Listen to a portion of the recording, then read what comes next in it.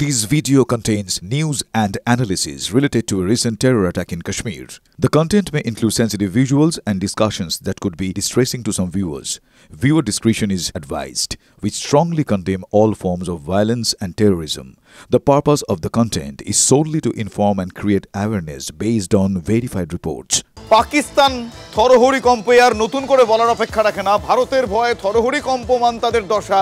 একটার পর একটা তাদের ডিসিশনসের কথা জানতে পারলে সত্যি হাসিই পাচ্ছে। ভারতের ভয়ে এবার পিওকে যে লঞ্চ প্যাড, সেই লঞ্চ প্যাড থেকে জঙ্গিদের তো আগেই সরিয়ে নিয়ে যাওয়া হয়েছিল, কারা কারা সাহায্য করেছিল ইত্যাদি প্রভৃতি আপনারা জানেন।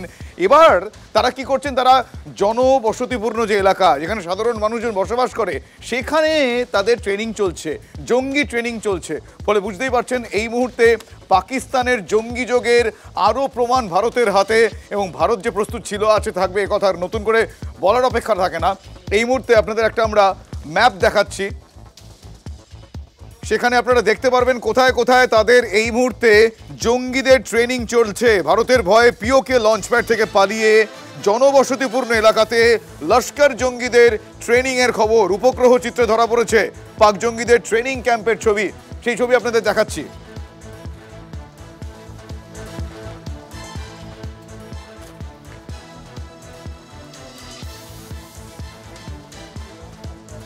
এই বিষয়টা নিয়ে কথা বলবো, আমার সঙ্গে আমার সহকর্মী তন্ময় প্রামাণিক রয়েছে। তন্ময়, ভয় তো তাদের আগেও ছিল, এখনো এবার জনবসতিপূর্ণ এলাকায় এই ট্রেনিংটা চলছে।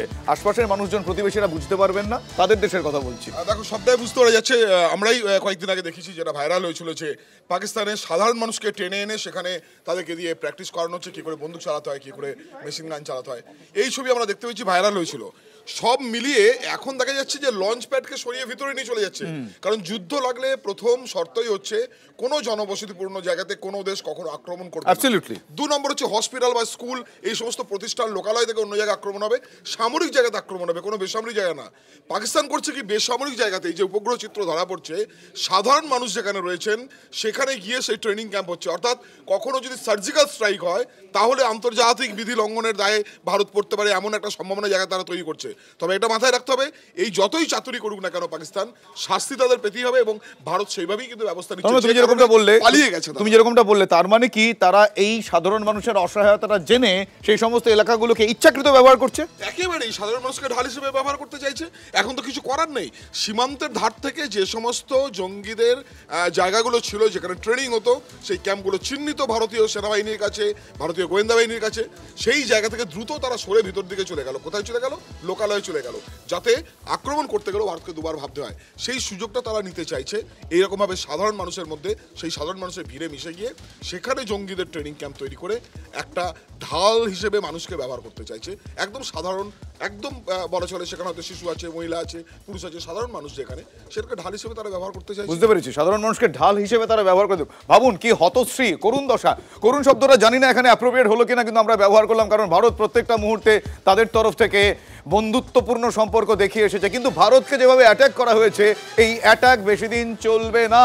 ভারত ভয় পায় না। ভারতের এই মুহূর্তে প্রস্তুতি দেখে এতটাই ব্যাকফুটে চলে গিয়েছে, তারা এতটাই ভয় পেয়ে গিয়েছে, তার জন্য সাধারণ মানুষকে ঢাল করে, আমি জানি না সেখানে কতজন নিরীহ মানুষ রয়েছে, আমি এক্ষেত্রে নিরীহ শব্দটা ব্যবহার করব না, কিন্তু সেখানকার সাধারণ মানুষ, সেখানকার বাচ্চারা রয়েছেন, সেখানে অনেকেই রয়েছেন, সেইখানে ঢুকে গিয়ে জঙ্গি প্রশিক্ষণ চলছে। ভাবতে পারছেন পাকিস্তানের কি করুণ দশা, দুর্দশা, ভয়াবহ লজ্জাজনক দশা।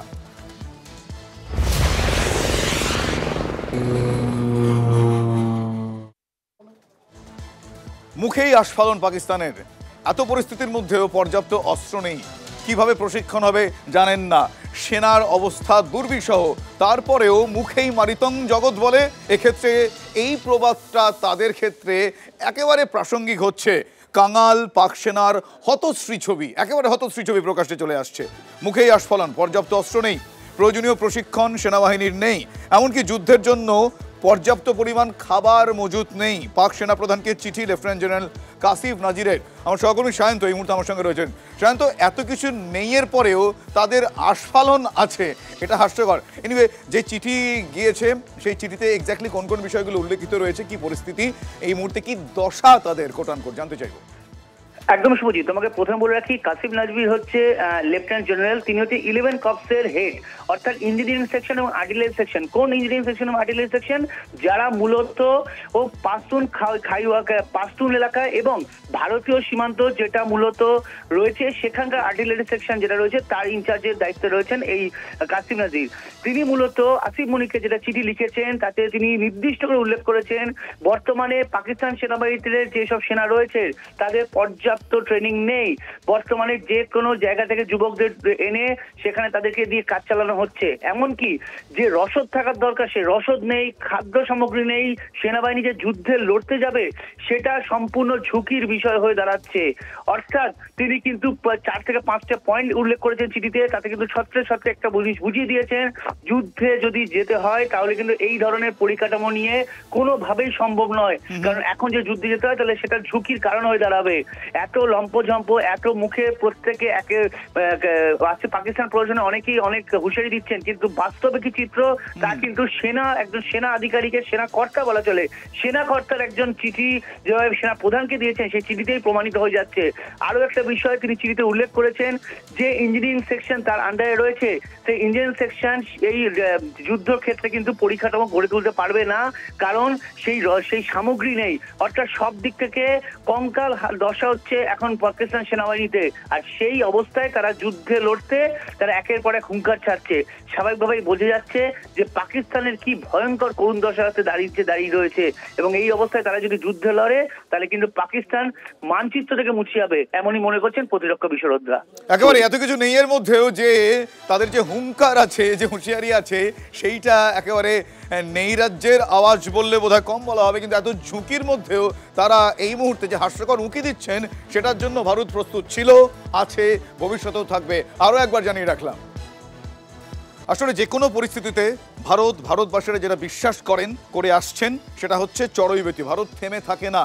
ভারত তাদের শক্তিতে আরও বলিয়ান হয়ে ওঠার প্রয়াস সবসময় জারি রাখে। এই মুহূর্তে যে খবরটা দেব তাতে এক কথায় বললে ভারত তার শক্তি বাড়িয়েই চলেছে। ইতিমধ্যেই রাশিয়ার সঙ্গে 260 কোটি টাকার মিসাইল ডিল হয়েছে।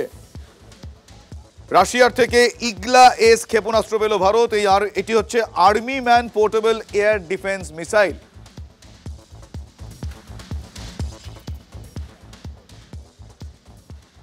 অভ্যন্তরীণ নিরাপত্তা বিশেষজ্ঞ আর্য ঘোষ এই মুহূর্তে আমার সঙ্গে সরাসরি রয়েছেন টেলিফোন লাইনে। আর্যবাবু, আপনার কাছ থেকে জানতে চাইবো যে শক্তি বাড়ানোর বহরের নানা রকম খবর আমরা জানাচ্ছি। এই মুহূর্তে আমরা জানতে পারছি এটি army man portable air defence missile. এর কার্যকারিতা কি, কতটা বলিয়ান হলাম আমরা, একটু যদি ডিটেল বলেন প্লিজ। এটা দেখুন, শোল্ডারে রেখে ফায়ার করা যায়, তো এটা ইনফ্যান্ট্রির জন্য খুব উপকারে আসবে। আমরা পাকিস্তানের অভ্যন্তরে আমাদেরকে ঢুকতেই হবে যদি টার্গেটেড কিলিং এলিমিনেশন করতে হয়। সেক্ষেত্রে যে ইনফ্যান্ট্রি ইউনিট ঢুকবে তারা শোল্ডারে রেখে এটা ফায়ার করতে পারবে, এবং সেই ক্ষেত্রে শুধু ইনফ্যান্ট্রির জন্যও নয়, আমাদের যারা ভেতরে আমরা মানে আমাদের এখানে যদি এয়ার ইনকারশন ঘটে, মানে এয়ার অ্যাটাক ঘটে, তাহলে সেই ক্ষেত্রে ওই শোল্ডারে রেখেই এটা ফায়ার করা যাবে এয়ারক্রাফটের দিকে। মানে ফাইটার এয়ারক্রাফট মোটামুটি কতটা ডিসটেন্স, মিনিমাম কতটা ডিসটেন্স কভার করতে পারে? 5 কিলোমিটার। মানে এটা যদি আপনি এটা ফিটে মানে এটা আমরা অল্টিটিউডটা তো ফিটে করি এয়ারক্রাফটের ক্ষেত্রে, সেটা অনেকটাই কভার করবে। তো এটার ফ্লাইট সিলিং হচ্ছে 3.5 কিলোমিটার, 11,000 ফিট। আর ম্যাক্সিমাম স্পিড হচ্ছে 570 miles per second, which is equals to Mach 1.9. আর এটা dual wave band infrared version guidance system. আর এটা বেসিক্যালি আপনার এটা রাশিয়া এটাকে 1981 সালে সার্ভিসে আনে, আর আপনার এগুলা এসটা 2004-এ। বেশ, অর্থাৎ সার্বিকভাবে এখনো পর্যন্ত এই মিসাইল গুরুত্বপূর্ণ এবং গুরুত্ব কতটা কোনখানে আমরা ইন ডিটেল জানলাম। আপনার থেকে অনেক ধন্যবাদ আর্যবাবু।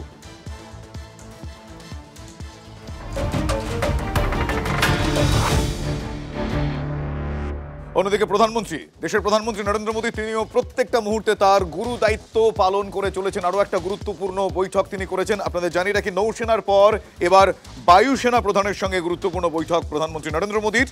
দিল্লিতে ইন্ডিয়ান এয়ারফোর্সের প্রধান এপি সিং এর সঙ্গে 30 মিনিটের বেশি বৈঠক করেছেন নরেন্দ্র মোদী।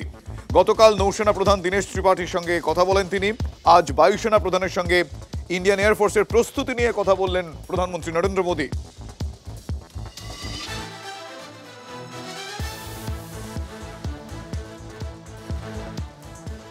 আসলে ভারত কতটা প্রস্তুত আমাদের প্রত্যেকে এই মুহূর্তে টিভি9 বাংলার প্রত্যেক সদস্যের মোবাইল ফোনে প্রত্যেকটা মুহূর্তে সে আপডেট রয়েছে, কথা আরও একবার জানিয়ে রাখলাম। এই মুহূর্তে আরও একটা আপডেট আপনাদের জানাবো। এবার শক্তি প্রদর্শনে ভারতীয় সেনার ইস্টার্ন কমান্ডো ফুললি প্রিপেয়ার্ড, সম্পূর্ণরূপে প্রস্তুত। ইন ডিটেল বলছি, C-17 globe master air landed অপারেশনের মহড়া শুরু হয়ে গিয়েছে। যুদ্ধে দ্রুত সেনা মোতায়েনের মহড়া ইস্টার্ন কমান্ডের।